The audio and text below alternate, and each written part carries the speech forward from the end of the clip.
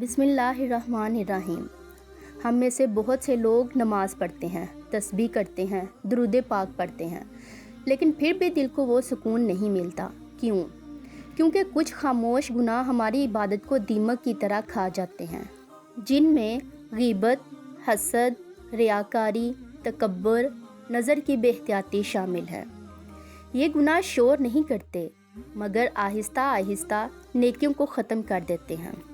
نبی پاک صلی اللہ علیہ وآلہ وسلم نے فرمایا، قیامت کے دن کچھ لوگوں کی نیکیاں پہاڑوں جیسی ہوں گی، مگر اللہ انہیں اڑا دے گا، کیونکہ وہ تنہائی میں گناہ کرتے تھے۔